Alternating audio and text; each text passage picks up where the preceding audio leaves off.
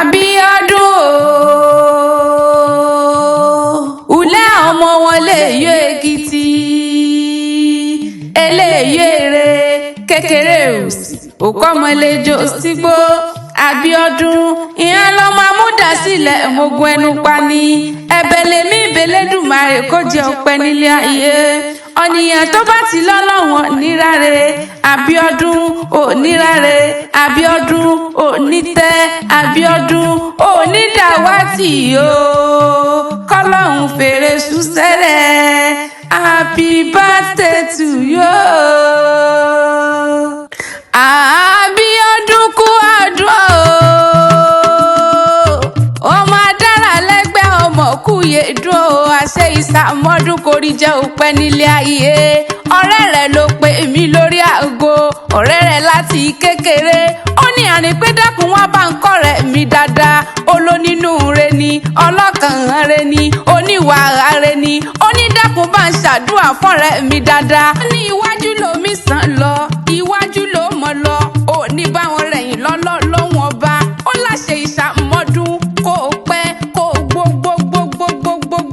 gbogbogbogbogbogbogbogbogbogbogbogbogbogbogbò kó o pẹ́ nílé ayé kí wọ́n má ṣe báwọn ṣánkú àìsàn kó má ṣe é àrùn kó má ṣe é àní kó má má dàwátì láwùjọ happy birthday to you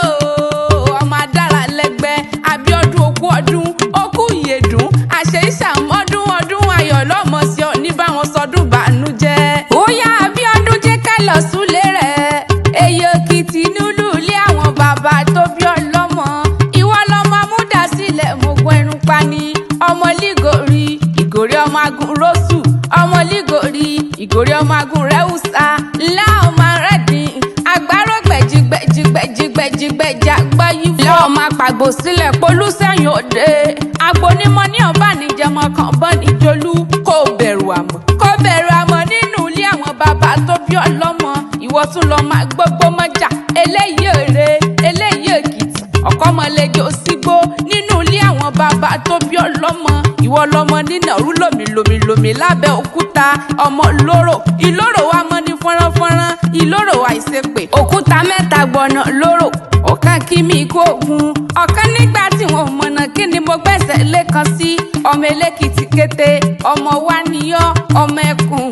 ọmọ àsọyẹ́ kó tó sòrú olókè méjì ìtakọ̀tàbò lórí ara wọn olókè mẹ́rìndínlógún olókè lẹ́mẹ̀rìndínlógún òkè lábọ̀bá gùn wọ̀lú àyè pé tani ò bá bọ́ba lọ sójú ogun ń bá tètè jẹ́ o Abíọ́dún ń bá tètè jẹ́ o ń bá bọ́ba rèdí àgbọn bárí ọ̀la níyọ́ ọmọ oníyọ̀ òyìn ọmọ àsàpátá dowó àsàpátá dọ́là nínú ilé àwọn bàbá tó bí ọlọ́mọ wọn a mọ̀ pé bẹ́ẹ̀ bá lọ́kà ẹ má fi lọ̀ wọ́n lẹ́kìtì kété o ṣùgbọ́n bí yẹn bá ṣe wù kó kéré tó àní ẹ̀ fi ṣe wọ́n lálejò o Èkìtì kété ọmọ alágogo idẹ ulẹ̀ ọmọ alágogo àjílù ìwọ lọ́mọ àfàkàrà sábẹ́ ìwújẹ kì má í ṣe pẹ́ fi sàhùn kì í ṣe pẹ́ fi sàròrò ìṣẹ̀dálẹ̀ ilé àwọn bàbá tó bí ọlọ́mọ ni Abíọ́dún ọ̀ọ́ni tètè kú sẹ́bẹ̀ lọ ní fọjọ́ lọ́jọ́ lọ okú ọdún okú yèdún àní bí n bá ní mọ kì ọ́ látọ̀ ní dọ́là mo lè kì ọ́ látọ̀ ní dọ́là happy birthday to you.